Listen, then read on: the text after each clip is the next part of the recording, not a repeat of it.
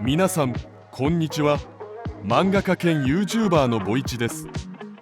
コラム映像をちょっと減らしたいんですが、ずっといろいろと重要なことが起きています。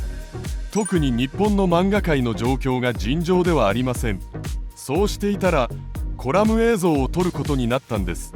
もともと今回アップロードされる映像はこの前の映像と続くコメントを読む映像なんですけど、本当に重要なニュースがあり、緊急にコラム映像を撮ることになりました。この内容はご存知の方も多いと思います。角川グループをソニーが買収するという内容です。これは本当に素晴らしいニュースです。空が変わる気分です。本当にすごいビッグニュースです。角川は日本ですごいグループですよね。漫画の世界ではすごい影響力を持ってる。本当にすごいところで、ソニーも大きな企業ですが、こんなとてつもないことが起こるとは夢なのか現実なのか見分けがつきません。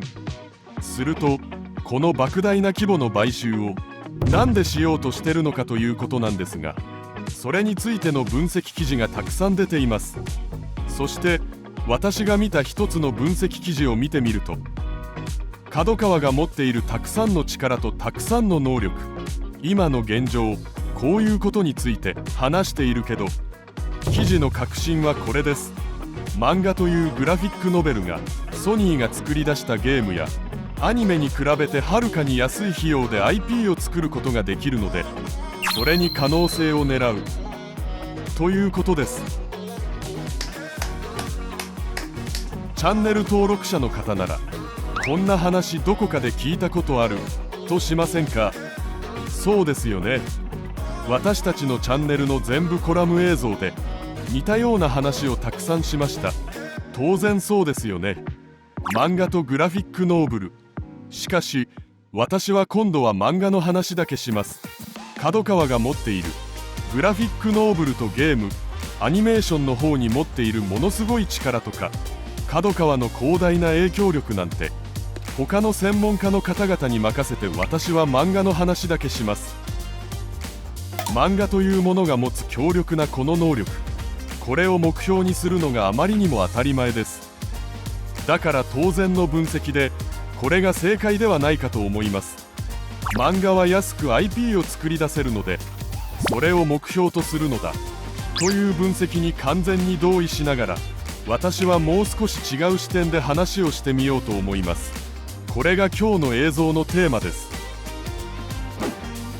さあ、まず漫画の力ってこと、漫画というものが持つ IP 生産者としての魅力というもの、単純に安いということだけにあるのだろうか。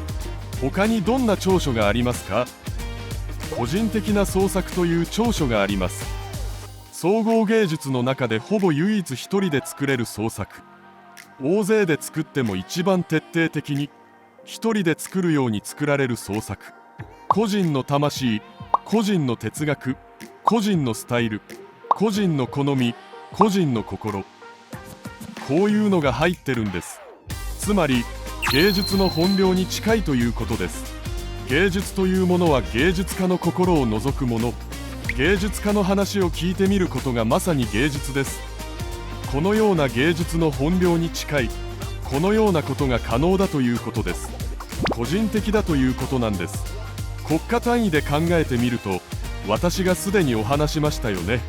すごい力を持っています。その国の人たちの気持ちが込められているじゃないですか。国の文化コンテンツとしてのメリットです。他にどんな長所があるかというと、安くて個人的なので多くの作家陣を形成して膨大な数の作品を生み出すことができます。つまり単に安いだけでなく、膨大な量の作品を作ることができる。安いから多様なんじゃないのこう思うかもしれませんが、重要な点で違います。投資をいくらするかによっても違います。安いということだけに棒点を置くなら、漫画を作るためにソニーが支払うべきお金は多くないという結論に達します。少ないお金を使うことができるので漫画に投資するのだ、漫画産業を買収しようとしているのだという結論を下さなければなりませんが、しかしそうではありません。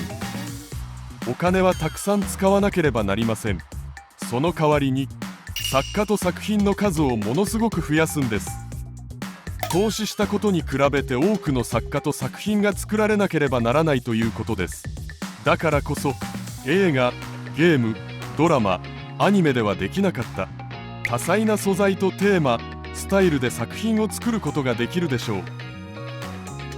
だから少年ジャンプみたいに幅広いターゲットを狙う作品を生み出すこともできますが、本当に狭いターゲット、ある地域の老人のための漫画、何歳から何歳までの教育のための漫画、本当に多様な領域を作り出すことができます。非常に多彩な分野、多彩なスタイルの多彩な素材を扱って、とても細分化されたターゲットを目標にできる総合芸術、そんな総合芸術が漫画です。こんな漫画の力に関心がいったと私はこのように解釈したいです。ここまで当然考えていらっしゃると思いますが、もしお考えにならなかったら、角川買収に伴いソニーは漫画が持っているこういう力に注目してほしいです。その次にまたこういう観点についてこの買収の意味を私は考えてみたいのですが、なんで今になってということです。私が言及した記事によれば、ソニーが角川グループを治した理由は、漫画の持つ安価な IP 生産者としてのその力を所有するためだということです。でも私たちの観点から見るとそれは常識です。漫画にそういう機能がある、漫画がそのような特徴があるというのは常識です。文化業界に携わるなら多分誰でもわかるようなそういう常識じゃないでしょうか。ではこのような簡単な常識をなぜ今になって注目したのか、このような特徴をなぜ以前から持とうとしなかったのか、私はこれがとても不思議です。なんでやらなかったんだろう、なんで1980年代にやらなかったんだろう、なんで2003年頃にやらなかったんだろう、なんでサム・レイミ監督のスパイダーマンが作られる時点でやらなかった、なぜ今ということがすごく気になります。その理由は私にも分かりません。ソニーは安価な IP 生産者としての漫画の資源を確保すること、それ以外に何か別の計算があるでしょう。もちろん角川グループは膨大なビジネスの目標があるでしょう。しかし今私たちは漫画の話だけしています。漫画に限定させた時、漫画が持つその力以外に漫画に関するある他の計画をソニーはやっているのではないだろうか。これを誰か取材したり分析してほしい、こう思っています。誰かやってください。私がこんな大きな事件に注目するのは、これは日本の漫画史上おそらく最も巨大な規模の買収だからです。すると歴史上最も巨大な買収がなぜ今このタイミングで起きているのかということです。私たちが扱った以前のコラムの内容の一つを思い出してみてください。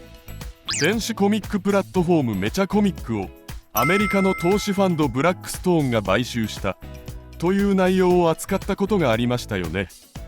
そういう事件があったんですが、その時そのアメリカの投資ファンドが日本の電子コミックプラットフォームを買収した事件と今回のソニーの角川買収事件が同じ時期にあったんです。議論の期間を考えると多分同じ時期です。発表されたのが数ヶ月に差があるけど、つまりなぜ今この時代にアメリカの投資ファンドはこんな仕事をして、なぜソニーはこんなことをするのか。これは偶然でしょうか。皆さん、これが偶然でしょうか。ある巨大な動きが起こっているということです。今ソニーが角川を買収したのは日本の漫画産業史上最大規模の買収だが、それよりもっとすごいことが起こっている。あるいはこれからもっと大きなことが起こるかもしれない。これは大きな前兆かもしれません。巨大な力が漫画産業に飛び込むかもしれないという兆候でしょう。その始まりかもしれない。あるいは漫画業界は今まで経験したことのない投資の嵐に見舞われる可能性があるということです。ここで日本政府の9年以内にグローバル市場で日本漫画を4倍成長するというこの目標、1ヶ月後には8年残っています。センターを建てる、文化産業の発展のために政府レベルで支援をする、こういうことと一緒に考えてみるとものすごい兆しではないでしょうか。このとてつもない兆しが見えませんか。このすべてのことが一度に起こって、これがほんの始まりに過ぎないと想像してみてください。皆さん、私たちはこの変化に備えなければなりません。日本の漫画界は1950年代にシステムが誕生して70年間変わってないんですが、今がまさにその急変の時期だと申し上げました。もしかしたら私が想像した以上の、私の想像をはるかに上回るものすごい急変かもしれません。私たちみんなが準備しないといけません。今こそ想像力を働かせる時です。この状況を分析しなければなりません。そして何をやり遂げるべきか考えなければなりません。これはチャンスじゃないですか。お金が回って投資が起こるのに、これはチャンスであることは明らかです。買収合併がこうやって起きて、政府が支援して成長させるというのに、今この全てはチャンスです。そしてこれは始まりに過ぎないかもしれません。だから準備しないといけません。どうなるか研究をしてアイデアを出さないといけません。なので私がこの前お話したように、考えが異なる多くの人が意見を出さなければなりません。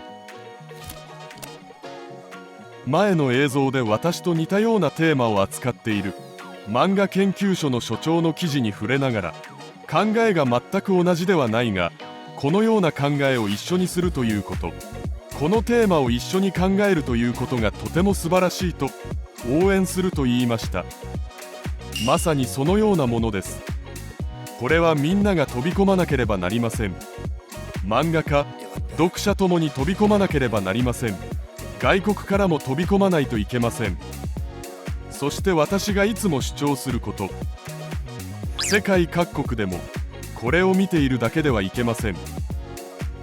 絶対に見守ってばかりいてはいけません。我が国も企業と政府が関心を持って今すぐ始めなければならない。ところで私が今から起きているこのことが私の想像をはるかに超えると言いましたが、私の想像力とビジョンに大きく及ばない部分があるんです。それはまだグローバルに対してあまりにも議論が足りません。起きることも足りないです。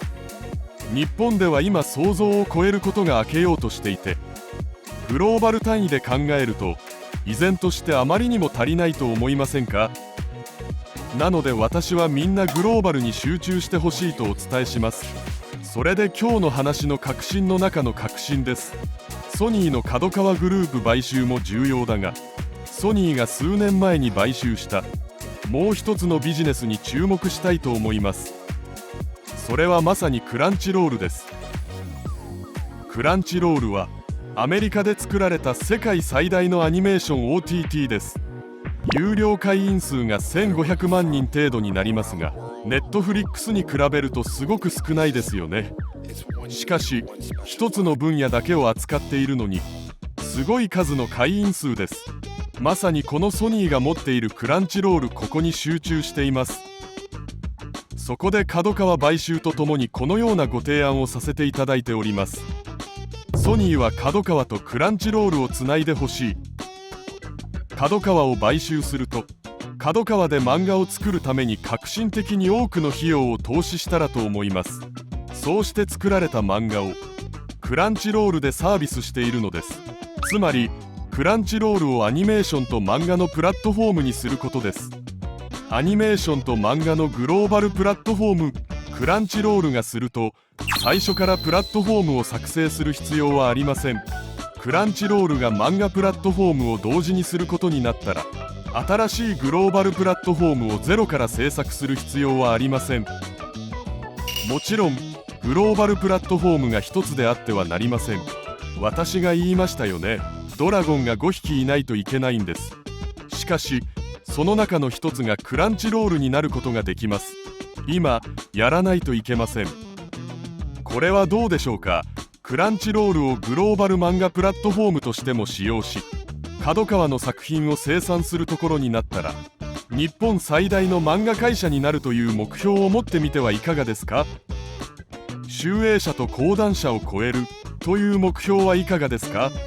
実際に勝てるか勝てないか、それが重要ですか。勝負をかけることが重要です。なぜなら勝負が活力を作るからです。勝負が成長を作るじゃないですか。全世界に漫画サービスをする。すごい公募もする。おびただしい数の作家を養成する。こうするのはいかがですか。この大きな事件の中心であるソニーはクランチロールと角川を結んで、このようなグローバル漫画プラットフォームビジネスをしたらどうだろうかというふうに一度考えてみました。私が差し上げたい提案です。してください。ぜひしてください。ソニー、角川、してください。ご意見申し上げます。最後にこの前に経験したことを一つ話して終わりにします。実は私が2019年にニューヨークでクランチロールの代表とクランチロール東京支社の代表と職員の方々に会ったことがあります。その時私がクランチロールに北米の漫画家を養成して北米の漫画をサービスするのはいかがですか、このように提案したことがあります。そしたらそうだったんです。北米では日本でヒットした漫画でないと売れませんとおっしゃっていました。そこが討論をしたり論争をしたりビジネスを論じる場ではないから、そこでそれ以上話は進みませんでした。でも私は心の中で勘違いしていらっしゃいます。あまりにも勘違いしています。漫画はそういうものではありません。そう思いました。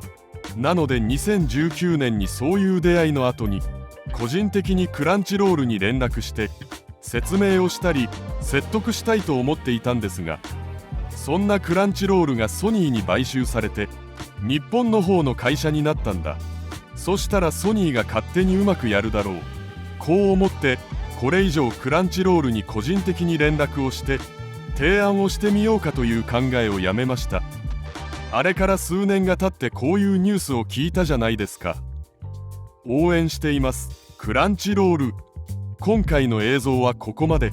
ありがとうございました。